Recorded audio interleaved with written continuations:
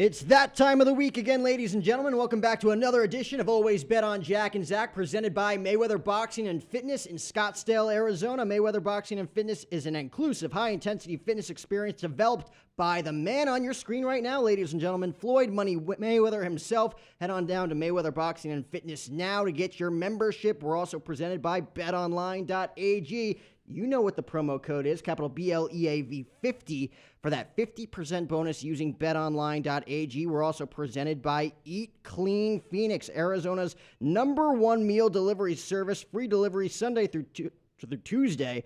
Order by 5 p.m. on Friday using the number 602-573-7643. That's 602-573-7643. Say something stupid, Zach. That was a great ad read. That was smoothest you've ever been. You're getting better at that, my guy. You are. Congratulations. That is a sincere compliment. I've been good. No, you can.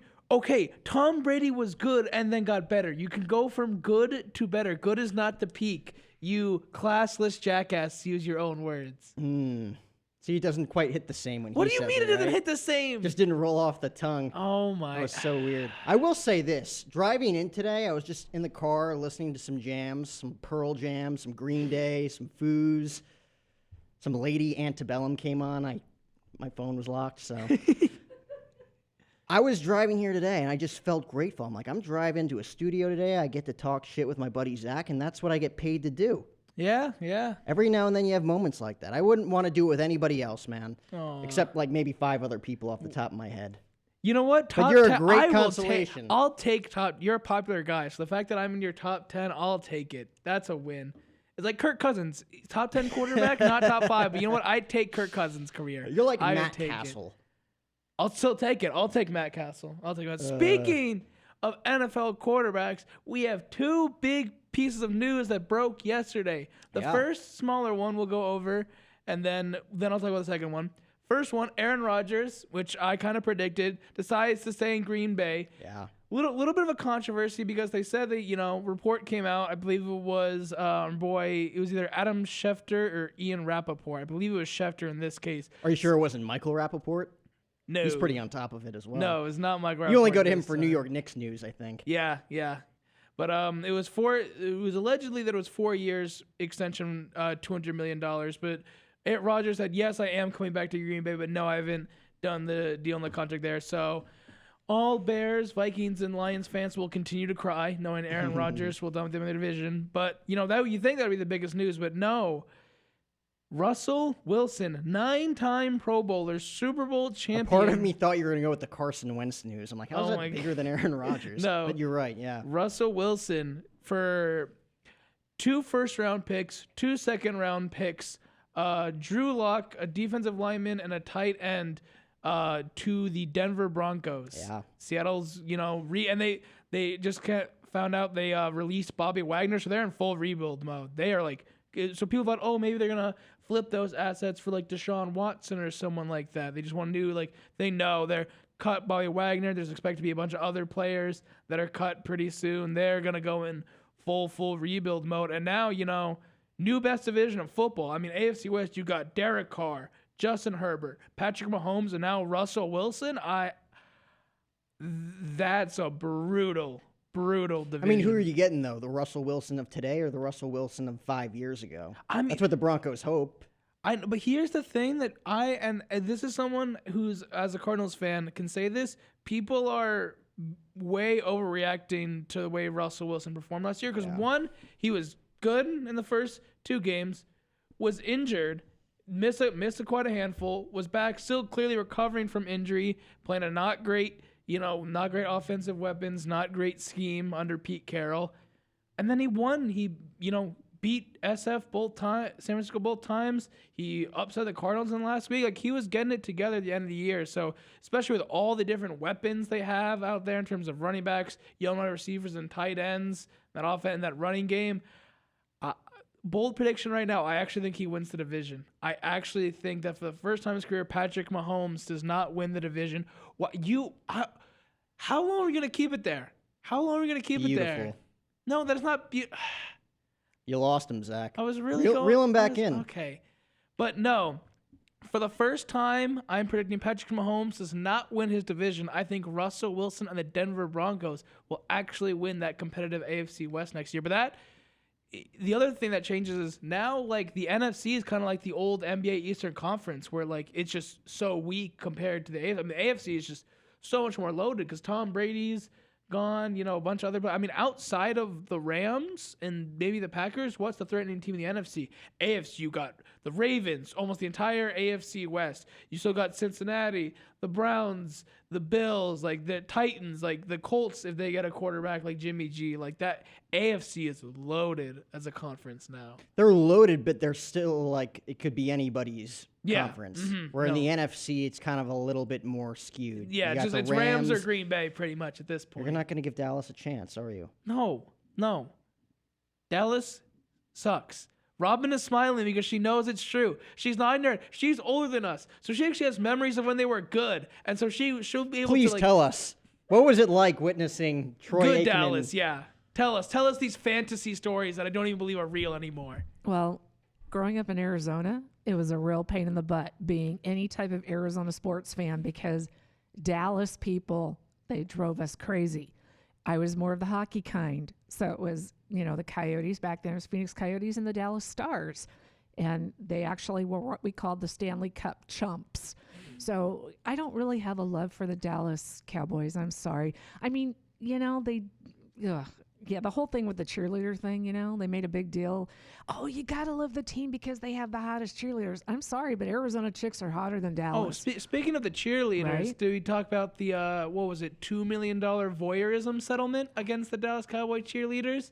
So, Dallas Cowboys is a real stand-up organization all around. Jerry's trying his best, okay? And it's not working, which makes me so, so happy. Moving on to the second piece of football news, now that I had my fun crushing his spirits. This one a little bit, less exciting. Carson Wentz going to Washington? No more of that. We're not even going to touch on that? That just happened. If you want to, I think that's completely Carson irrelevant. Wentz has been traded to the Washington Commanders. Enough said. Move on. You know what? That was good. I like that. But we don't really need to touch on it. No more trade. No more trade reports. This last one before the Michael Cera, Calvin Ridley, who sat out last year for mental health, young wide receiver from Alabama, plays for the Atlanta Falcons, sat out last year due to mental health. Gets suspended for 1 year. I believe he was there late October, early November. In a 4-team parlay, he bet 15, which included the Falcons to win. I'll give all the details, but it did include his own team. And he was away from the team. Like I said, he wasn't playing last year, but he bet $1,500 on a parlay on NFL games, which did include the Falcons, either late October, early November. And he got suspended for 1 year. He got suspended for the entirety. So a $1,500 bet cost him $11 million. And obviously, this is a bet show, and, obviously sports organizations like the MLB, NBA, and NFL are getting closer and stuff like that. But, you were at the Endings Festival, and I believe, did you, Pete Rose, we mentioned him as famous, cheating, not cheating, but, gambling scandals in sports, how that's still taboo. Yeah. As much as I don't think Calvin Ridley was genuinely doing anything close to, Pete Rose or, God forbid, Tim Donaghy, the NBA ref, anything close to that. I think it's just that the integrity is so important to these leagues that I agree with the year-long suspension. I don't know. I think that's perfect. Everybody's ultra sensitive with that stuff today. So the fact that he'd even take that risk baffles me. Yeah. Right? It's not nearly as bad as Pete Rose, but to think after all of these years, it's wrong. It's forbidden. Yeah. No, but that's the point, is you don't want it to get to a Pete Rose or a Tim Donaghy situation. Yeah. You just want to avoid that at all costs. So I know a year punishment is harsh, but you have. He wasn't betting on his own games, was he? So that's the thing, is he was away from the Falcons. He was not playing for the Falcons here. He was in Florida is where he lives. So he was not even in the state of Georgia. He was nowhere near the team. So he wasn't even playing. Mm-hmm. But he did bet on the Falcons in his parlay to win, to be fair, not to lose. But then again, that doesn't really matter. We talked about it, how How Pete much Rose, was he betting? $1,500 total. It's not even close to what Pete Rose did. No, that's my point, is that it's not because it's that, but I think you just have to deter people so much. Because And people, some people I heard online were saying, he's only bet on his team to win. What does it matter? But, Pete Rose actually never bet on his team to lose, but it's when he didn't bet on his team to win. That was a huge indicator. That let bookies know. That let different other people know. So you can't do it. I've heard he's going to appeal it. We'll see if it gets reduced, but I hope it doesn't end his career because, like I said, it's not nearly as bad as Pete Rose. Or I think there's a lot of people out there that would say he wasn't playing, he was relaxing. People bet. It's becoming legal in almost every state in the country. I get it. That's why I don't think he should be barred for his career. But I think 1 year, I would at least 10 games. Even if it gets reduced, I think it needs to be at least a 10-game suspension, even if it gets appealed. I think anything less than that, and it's not enough of a deterrent for players. I agree with that sense. I legitimately think in the future, if there's another one of these outbreaks, there's probably a ton of people that bet. A ton of players that bet. Just which ones get caught? Which ones are, dumb? They'll implement some sort of rule against it or for it, I think, in the future. Now that it's legal almost everywhere, how big it is on with your all phone, of these sports it's just books, how convenient it is, how easy it is to do. I think there's going to be certain regulations. They're going to make it a lot more lenient in the future. That's my prediction on it. Ooh, I like that prediction. I think they're going to find a loophole for certain players because I honestly don't see that being an awful thing. He wasn't playing. It wasn't big money for his bank account, right? I mean, $15,000 for some people is probably a ton. But no, $1,500. Forget about it. Forget about it then. I don't see the fact that you even brought up Pete Rose at the beginning is shenanigans. No, I'm not trying to say it's equivalent. I'm trying to say you were trying to but just by mentioning the name, you put him in that boat. I know. He's still on the dock as far as I'm concerned. Pete Rose sailed off a long time ago when it came to his stuff. That stuff's dead and buried. I think he should be in the Major League Baseball Hall of Fame. He's the greatest hitter of all time, has the most hits of all time. But Ridley's not even he's not even in the same boat. I agree. Robin, do you agree with the year-long suspension, or how do you feel about this situation? I'm shaking my head because Pete Rose should be in the MLB Hall of Fame. Oh, yes, absolutely. ma'am. Absolutely. I like to hear that. I actually like that guy. He's very personable, and he just gives you great conversation. So what's up, man? Dude, put him in. Yep. No, I agree. He might be the one where when he's dead and gone, they go, let's posthumously. Put him in. That's what everybody thinks. Rude. They're going to put him in once he's dead. I definitely think that'll happen. On the other hand, Barry Bonds and Clemens, those guys are not getting in, and it's going to be ridiculous. Yeah. Well, there's a reason for that, right? Still, I still think they hold the most. 7-time Cy Young Award winner for Clemens. Barry Bonds is the home run king. Both without drugs. We're Hall of Fame caliber First players. Ballot. I think that I legitimately think A-Rod has a chance to get into the Hall of Fame, unfortunately. I think he had the biggest scandal out of everybody, but he is so popular off the field, especially today, I could see him getting in the next few years. I think writers are going to flippy flop in the next 4 or 5 years. Yeah, it'll be because some of these writers will age out. And if A-Rod gets writers. in, then you're gonna look back and be like, how the hell did Bonds and Clemens? Yeah, I think as the voting base of the Baseball Hall of Fame gets younger, I think you are going to start to see some of that change. But that's wrong. It is. Everyone who plays the game today and who played with those guys say that they should have gotten into. It's the people who have never played before, who are they are respected journalists, and they got there for a reason. They do their homework.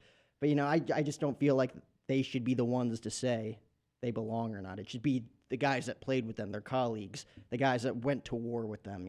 Records speak for themselves. Yeah, absolutely. Well, that is all the football conversation we have today, which means it is time for after Barry Bonds and Roger Clemens for the last 15 minutes. That is all the time we have for the pigskin. The Michael Cera halftime report. Cue that Michael Cera halftime report graphic with the black and green umbrella. Hank, what do we got today? You've been promoting this one as the greatest halftime show of all time thus far. This is I think my favorite one I have yet. So we've been talking about the new Hulu show that he has coming out. Unfortunately. Which we are starting. Which next week we're gonna go over the preview, and then the week after that we're gonna start reviewing it. So I hope you realize that is what is going to happen. So anyway, you're gonna make me watch it now. Yes, Amy. It's gonna take away from my How I Met Your Father time. Oh boy, How I Met Your Father. Anyway, did you see the new episode this week? Anybody see the new episode? I can't even say that with a straight face.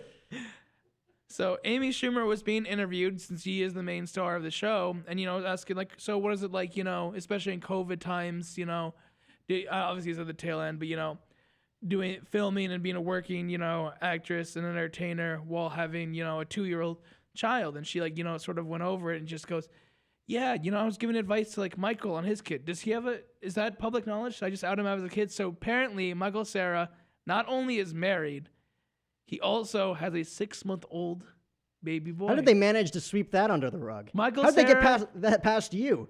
Dude, I was the president of the Michael Cera fan club. because I was talking about this, Robin, before we started the show. I forgot the thing is that make this Michael Cera segment hard is one of the reasons I like Michael Cera so It's much. hard regardless. He's like the most relevant actor that you could have picked. Rude. The thing that makes it hard is one of the many things I like about Michael Cera is that he, is a bit of a recluse, that he likes to hide away from the public eye. So it's just like, but then, this came out. Is he hiding, or is as the a media just not bombshell. after him?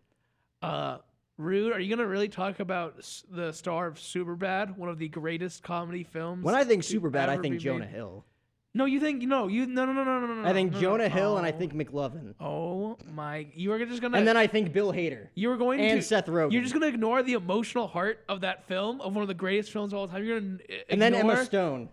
And then I think about Michael Cera. So he's 6th on my mind.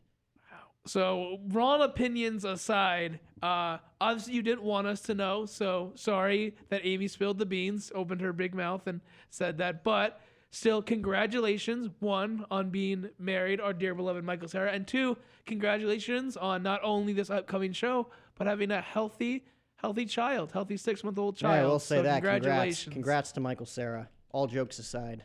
Yeah, so wow, that is family, riveting father. information. I know. Bombshell. almost. Bombshell.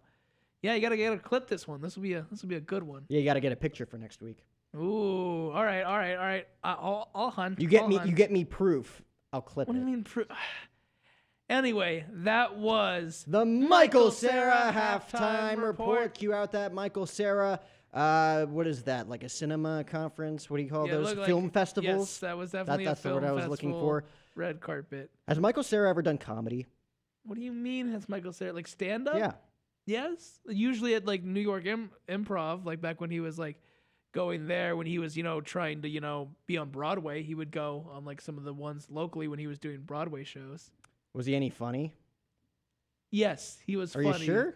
Yes, I am sure Michael Cera's. There's been a lot of Anyway, actors that have converted to stand up and they're not that funny. It is time to talk about our alma mater because the Why? WAC tournament, all of the conference tournaments for college basketball are coming up. So we got the WAC tournament in Las Vegas this weekend. Oh, it is this weekend, isn't it? Yep. That Jeez. time of the year. Yeah, it's March Madness time, baby. All right, so our beloved GCU alma mater is the 4 seed right now, and they will play the winner of Sam Houston versus California Baptist. If they were to win that game, they will then take on New Mexico State in the semifinals. So, Wow, in the semifinals this yes, year. so the That'll be a new look. seeding right now is New Mexico State 1, Seattle 2, Stephen F. Austin 3, Grand Canyon 4. Wow. Grand Canyon, I want to say they had over 22 wins. Like they had a good season, but we talk about the WAC added a whole bunch of Everybody knew it was going to be teams this difficult year. this year. By far and away the best team under Bryce Drew in his first season last year. With the expansion this year in the WAC, everybody knew it was going to be difficult. I think everybody was under the assumption that they weren't going to win. Yeah, the I mean conference they this still year. have They still have a chance. They still have a chance. I think it's going to be tough. I see them going to the WAC title. They've game. beat Sam. I don't think- They've beat Sam Houston in the regular season, so they win that, and they just get one upset against New Mexico State. I think they could take on either Seattle or Well, here's the thing. New as a Mexico Watson. State had an awful year. An awful year. Not in conference, which is what mattered. Not Yeah. in conference. They were bad at a conference, but when it came to playing against opponents in the WAC, they buckled down when they needed to the most. So it'll be. So that's why I think they have a chance. So that'll be, I believe. Let me check these schedules again on these games. Oh, unprepared again, What do you Zach. mean unprepared again? See, when you talk about things, you got to be prepared. That's what separates the boys from the men. The boys from the men. Yeah. Is that really what we're going with here? What's your favorite Boys to Men song? Don't know if I have one. I said that right? It's not men to boys, boys to men. I was say, really? You're gonna talk about those guys? Thank you, Robin. Yeah. I mean, we talked about Michael Cera for 10 minutes. Well, so may hold as on. well. Hold There's on. a huge difference, Thank though. you. Thank you. Thank you. Boy bands are one thing. Good actors are different. Thank you.